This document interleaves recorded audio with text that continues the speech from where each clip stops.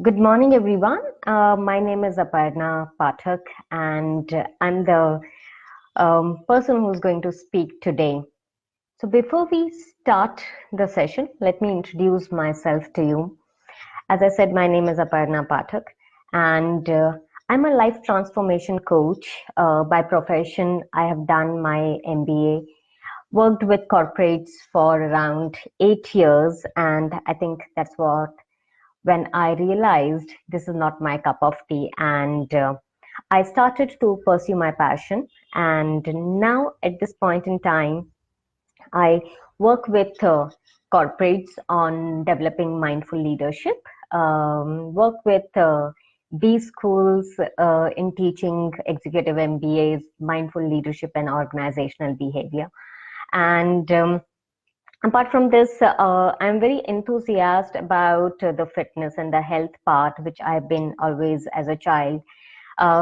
So I've done multiple courses, and yoga being my favorite. So I teach the teachers uh, the yoga part, and I work with the people who have psychosomatic diseases, lifestyle diseases, the anxiety, anything which doctors generally say that it's untreatable.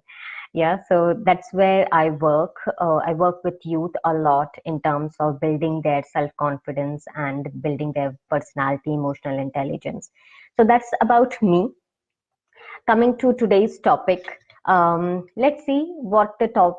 If there is any question, you can post your questions here, and I will be answering. So today's topic is very close to my heart. As I said, I deal with this topic in and out, and teach people how to use mindfulness to be a better leader. That's what the topic is also for today. So what is mindfulness? Let's understand what is mindfulness. So mindfulness is a practice where you are on purpose bringing your attention in the present moment. It can be any ways, any tool which you use, but it is the important underlying factor is that you need to bring your attention in the present moment. That is mindfulness. Um, I like the definition which John Kabat-Zinn has given, and I will read out for you guys. And he says, paying attention, mindfulness is all about paying attention in a particular way, on purpose, mind that, on purpose, in the present moment, and non judgmentally. So once we are using a technique to be in the present moment, that is all about the mindfulness. So once you start to use mindfulness, you become a better leader. How? We will be understanding that in the whole thing, today's session. Mindfulness is also a technique which I have been practicing myself from past 15 years, and I've seen a huge change in myself. The way I accept myself, the way I see myself, uh, the way I've changed my own behavior in terms of we all have the way we have been thinking, right? Those are called core values, which we behave or we execute out of it. And it is so difficult to break our own thinking patterns. And when I started to use mindfulness, I saw the huge change in me. I'm not saying it's easy to practice. It takes dedication. It takes discipline to build. I will say in this way that mindfulness is a muscle. The more you practice, the stronger it becomes. And over a period of time, I have become a better human being, a better mother, a better wife, a better friend, and of course, a better trainer by itself. That powerful this technique is of mindfulness. I think this is the reason why mindfulness is also used by now companies like Google. Athena. The company's name is Athena, and there are many more companies like General Motors, Samsung, who have started using mindfulness as a technique to de-stress and build a leadership, which is in a way very great. And John Kabat-Zinn is one of the known mindful trainer who works with Google by itself. You can Google about it and know more about him and the techniques he has evolved. So what I'm trying to tell you is mindfulness technique now have become very famous. I would say the word famous in the corporate sector as well, because they are seeing multiple benefit of mindfulness.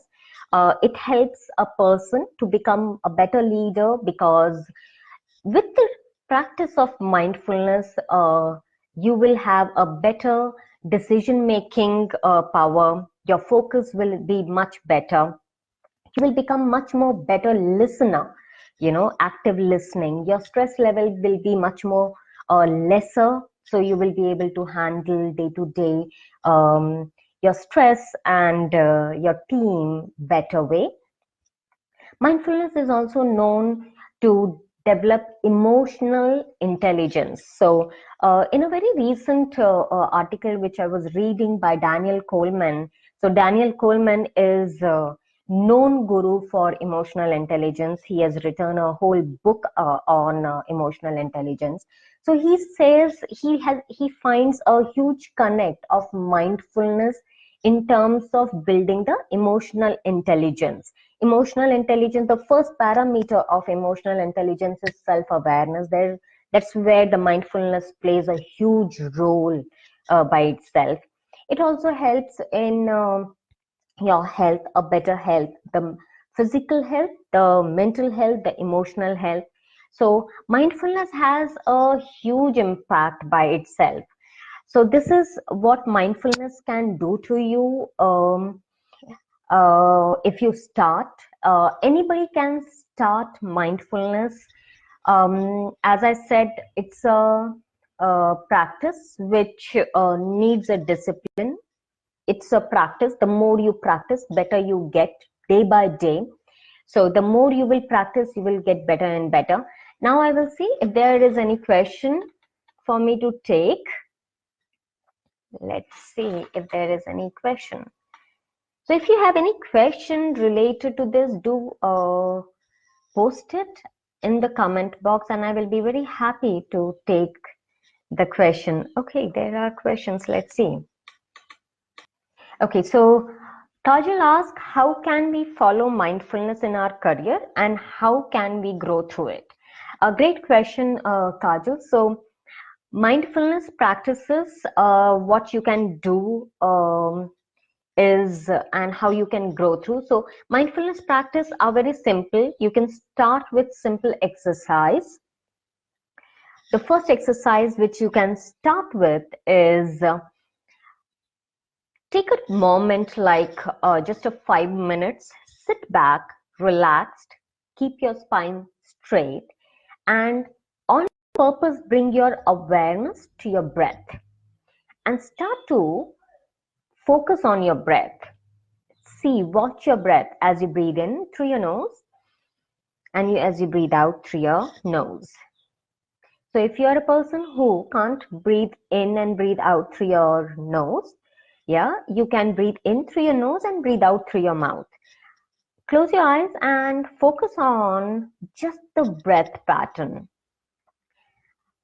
You can start with counting the breaths from 1 to 10, or you can just put a timer for 1 minute or 5 minutes, whatever time you have. This is one way you can start your practice. The more you start to practice, you will in the beginning see that your mind starts to wander within the first breath. Keep bringing your mind back to your breath. The whole awareness is on your body, on your breath. That is all.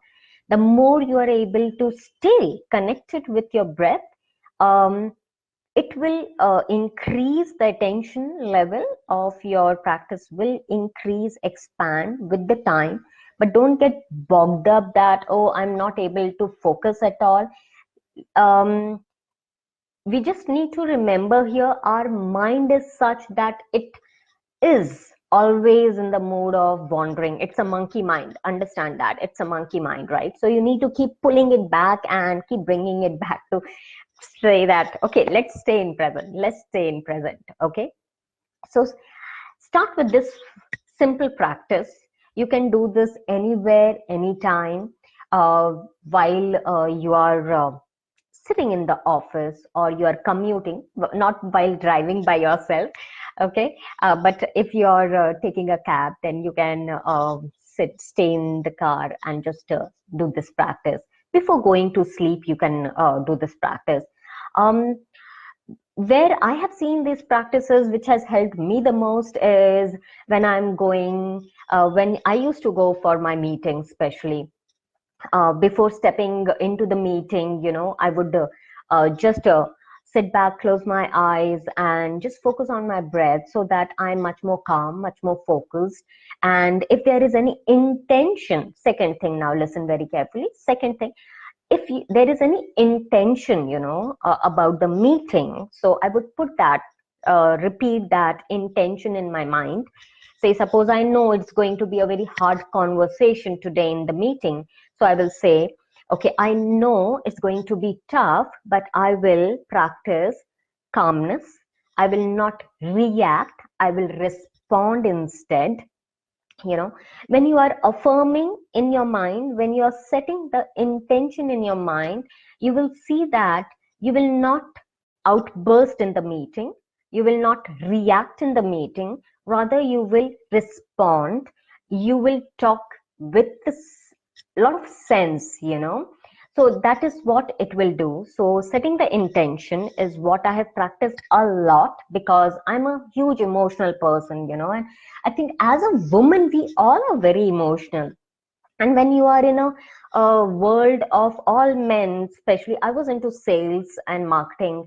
So I remember, I would burst out because of the emotions, but then men are very composed. They will not out of, they generally don't react. So I had to channelize my emotions in a right way, and I found I was able to do just with that 1 minute practice. So that is one way I would say, and the more you will use it, the better you will become. Second way you can use the practice, say suppose your body is not in sync, okay, and you are having lots of aches and pains. First is that can be the reason you're not feeling healthy, or you are having a lot of anxiety. You can go a little more deeper into the practice. So you can sit down and start the body scan. The body scan practice takes around 5 to 10 minutes. The body scan practice is done in this way. I will tell you here in the shortest we can do. Close your eyes, sit erect, and take your awareness to the external sounds first. Listen to the sound and try to identify as many sounds as you can. See how many sounds you can identify. And then slowly start withdrawing your awareness from external to your body. Become aware of your body. And just as a third person, you start to observe your body. Observe your breath. Take your awareness to the right side of the body. Take your awareness to the left side of the body. And then the whole body. And just stay aware, stay connected, deeply connected with your body. And start to relax each part of the body. As you're scanning your body from the crown of the head till your toes, and if you find any aches and pains, any discomfort, any anxiety, anything which is not okay with you, take the awareness to that body part and start to relax it. this practice, as much as time you want to take, you have in your hand, take that. And to come out of the practice, you just have to again take your awareness to the place you are in, listen to the sounds, and then just rub your palms and place it on your eyes and come out. So this is second practice, which is again will help you to become much more connected with your body and yourself, right? So this will keep your anxiety level, your nervousness, your discomforts, everything at bay. And this is how you can start becoming better and better. So how you grow through these practice? Think about now. I will give you my own example. Okay. As a manager, when I used to work, or even now as a trainer, or as a mother, I have seen the more I practice, I'm becoming more self-aware. I know my behaviors.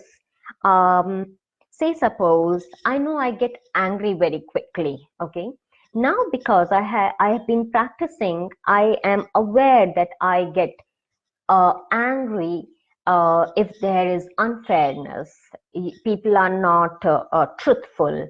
You know, these are the trigger points for me. So I'm much more aware now, or people are insensitive towards people, whatever can be your trigger points. Okay, I become much more aware of my trigger points. And now what I do is that I become an observer. I see from a distant and not getting emotional about everything what people are saying there. I just watch.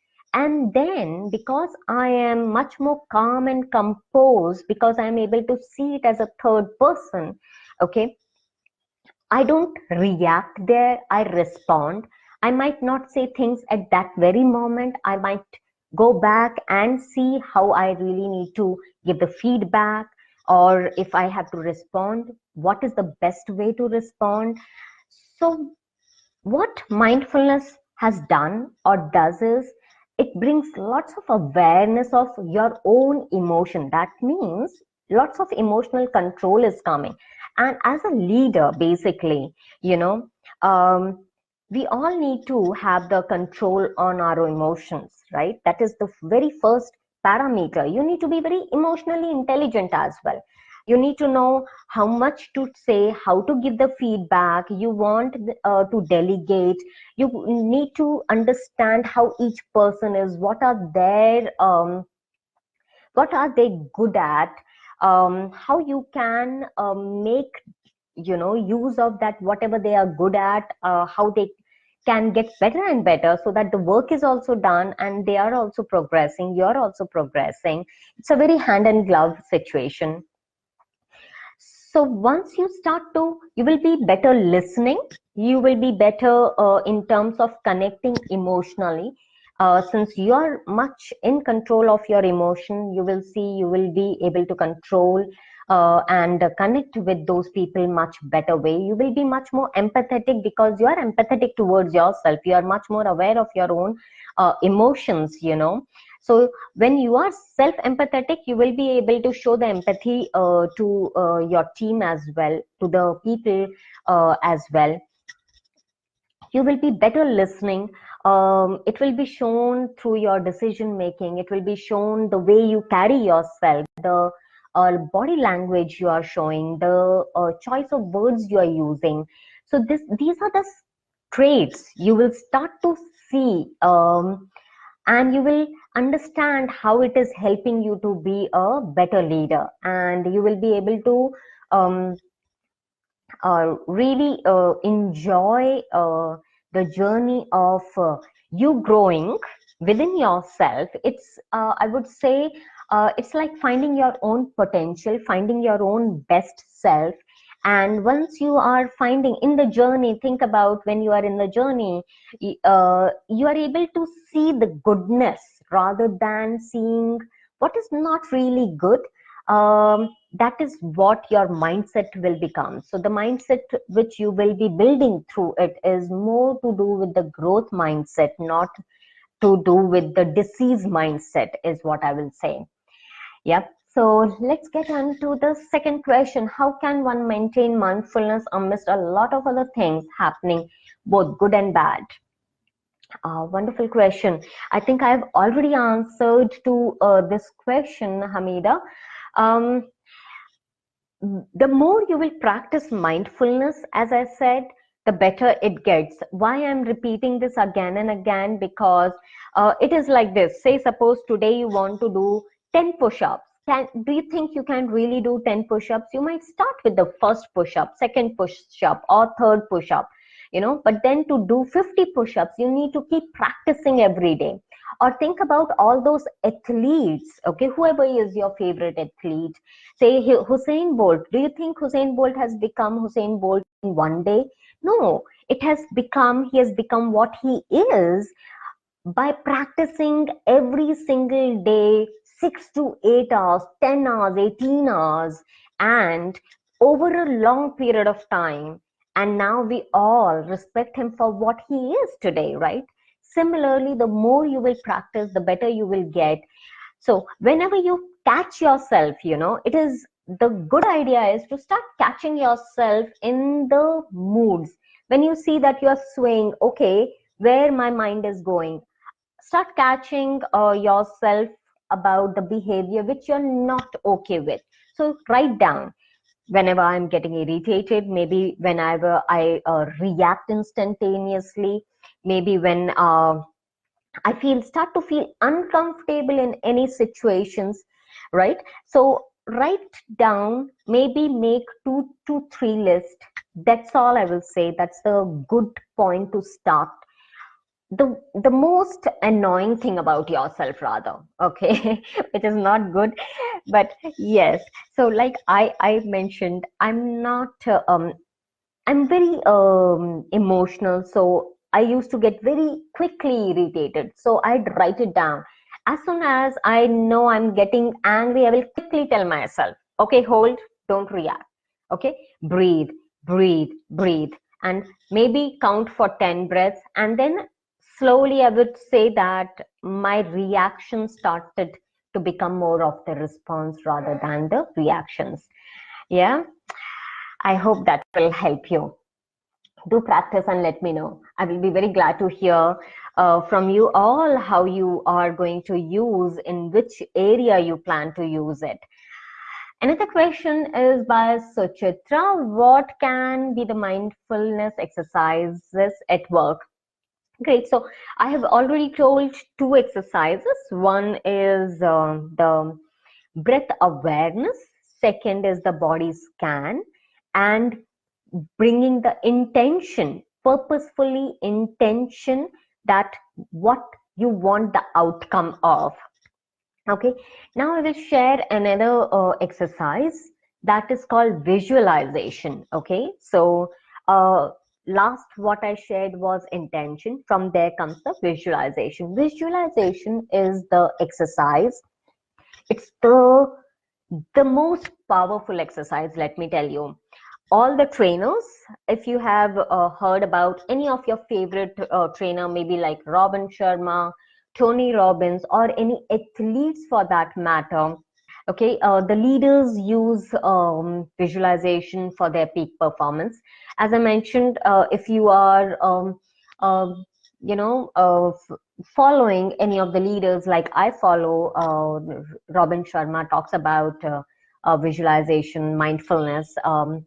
Tony Robbins speaks about it. There are so many other leaders who talks about it. There are so many other athletes, world-class athletes. All these people use visualization.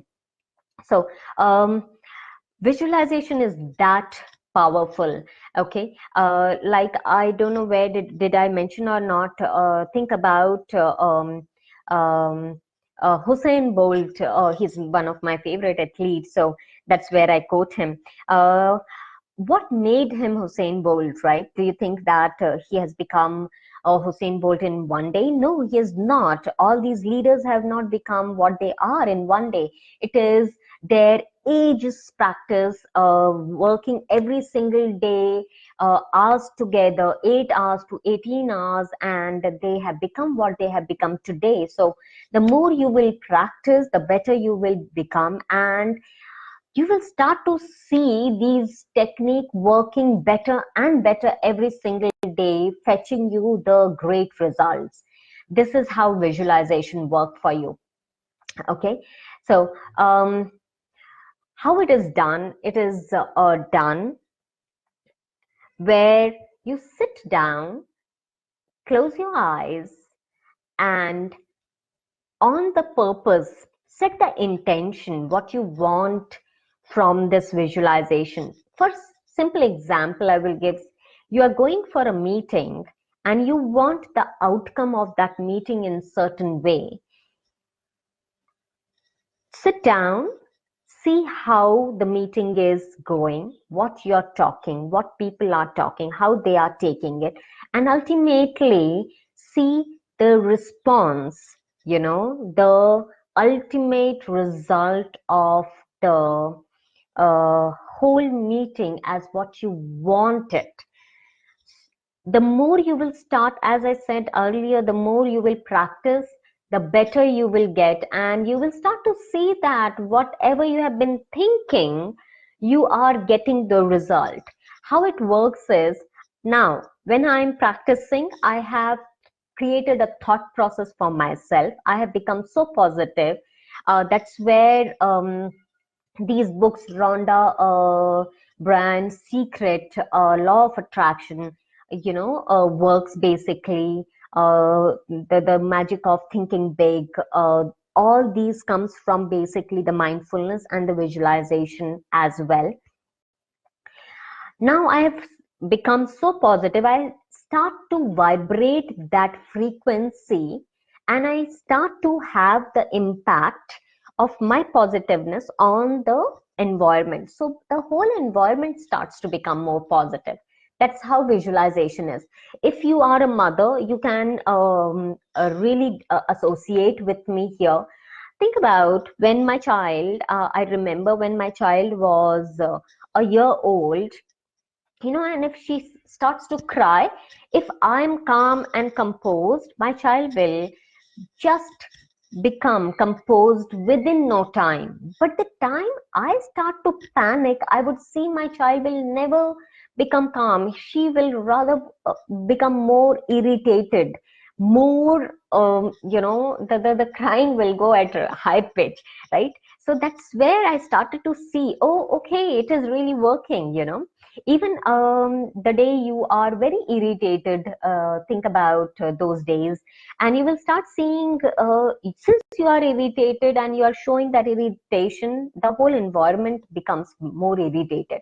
But the day you are much more calmer, and you start to see that people around you are much more calmer. That's how it works. So visualization is a powerful technique. You can I will be soon posting on my YouTube visualization how to practice it. I have already posted body scan and breath awareness, and you can go and use these techniques there. Yes, so that's the another technique which you can use. Let's see another question if there is. I have always exercised meditation to ease stress from being a working woman, but sometimes I don't get time. What are the other ways to calm my mind and help me stay mindfulness? Divya, so another way, yes, meditation, you can do a quick meditation, 1 minute meditation, as I mentioned. If that doesn't help, mindfulness is about not only meditation, not only about breath awareness, not only about visualization. Mindfulness is about any technique, any tool which helps you to bring into the present moment and makes you happy. Okay, so if you like to listen to any song, like I have a song which I generally pick up when I want to feel very energetic. Okay, so pick up any song, or if you like to draw or sketch, or if you like to talk to somebody, or if you like to exercise, maybe do just 10 jumping jacks and you're all set. You need to find that by yourself. Mindfulness is a very personal. The more I have been working with people, though when I started my yoga, I was quite restricted to the yogic kind of practices like breath awareness, visualization, and meditation. But I started to connect with it on a day-to-day basis, and I saw that even uh, say suppose I love reading books, so just that paragraph reading puts my mind into the right tone. It just de-stresses me, or that particular song, it just de-stresses me. There is this song which always puts me, never fails me to put me at the high energy. you know I listen to that song. There is a song which just calms me down. So find your ways. I know it is an experiment, but if you start to find, you will find your ways. Until you find the techniques which I have been explaining, use that. Mindfulness can be practiced from 10 seconds, by the way, 5 seconds, 2 minute, an hour, or 2 hours practice, or 3 hours. You can sit for meditation 3 hours, right? So that's how you can, and you will start to see your stress going away. I be me myself, very rare. I have the habit of forgetting, just a moment, forgetting myself mostly when I'm with others. My behavior just goes with the flow of how others are behaving, and then later I'm like, why did I behave like that? So I want to overcome this. Hamida, I'm so glad to receive this question by you, by the way. Um, this is what generally happens. So, girls, let's understand, other participants, let's understand. It is so easy to lose ourselves and get influenced by others. And that happens because we are allowing, let me say it again, because you are allowing other people to influence you.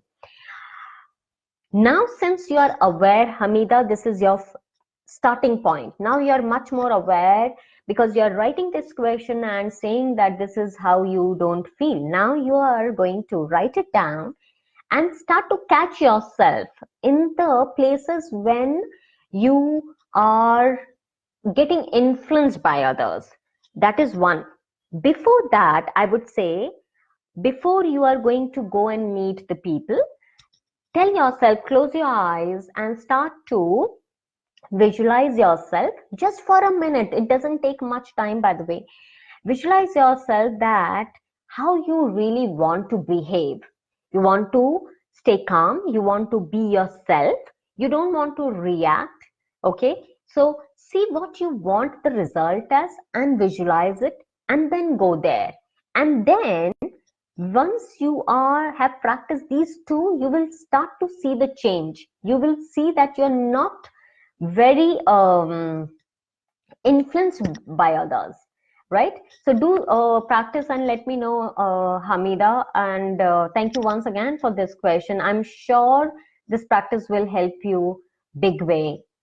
And we all have this habit, by the way. You can use not only in your office scenario, you can start to use with your spouse, you can start to use with the relationship which are not going good, where you want rather people to influence.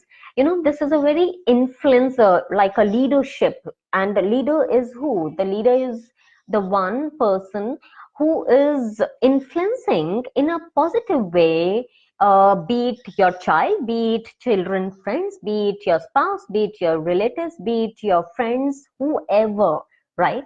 That's the real leader. So, and you will start to see that you are becoming that leader, basically, right? Okay, another question. Um, Prioritizing and discipline is the outcome of mindful practices. Just remember that. On that note, I think since there are no more questions, I will conclude this session. When you start the practice of mindfulness, I would suggest, my humble request is, set aside just a minute. Maybe when you wake up, I understand most of you must be a working woman and rushing through the whole day. But then, as soon as you get up, just take that 1 minute. Don't step out of your bed.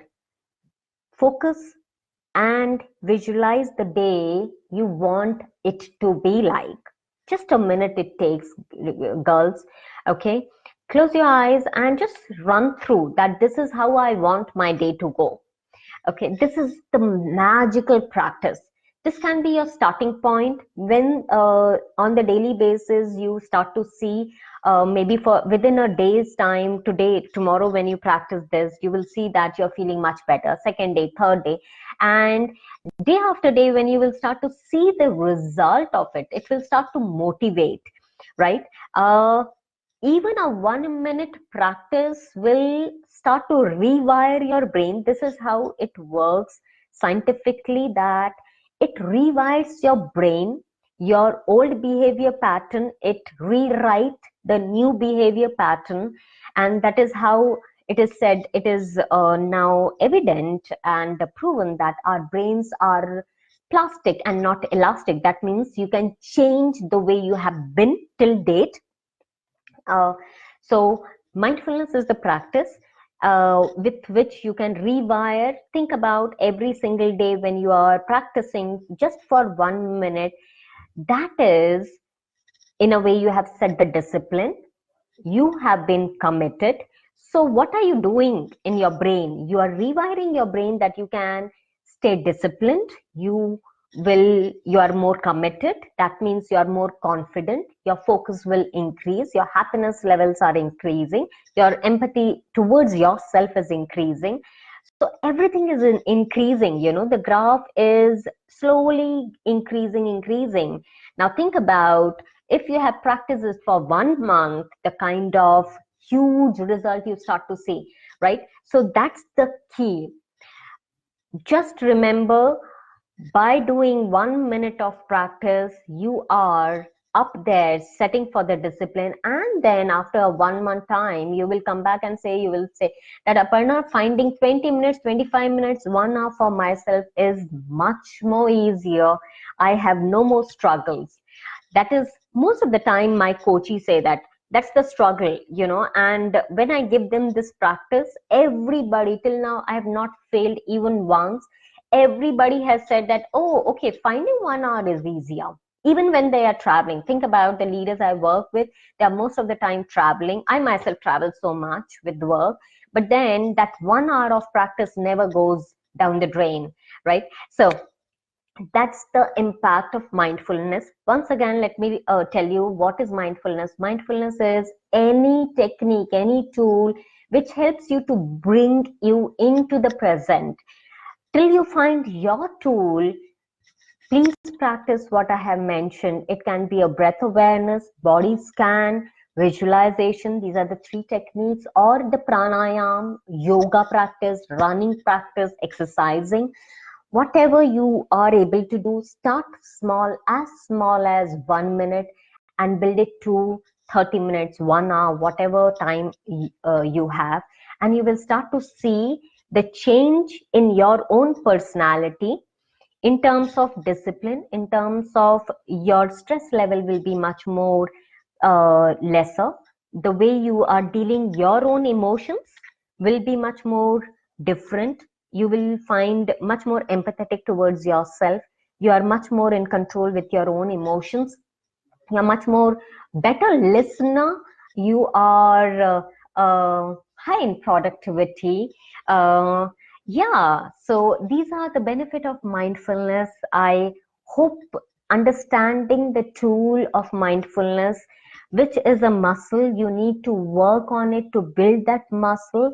You will become much better leader and a person. So thank you so much for having me here, Jobs for Her. Thank you for this opportunity. Thank you, all the listeners who have been listening. You can stay in touch with me through Facebook, LinkedIn, or any other tool. I will be very happy to connect with you and answer all your queries if you have, or learn from you how you're progressing, or if you have found your own tools, how you are using them.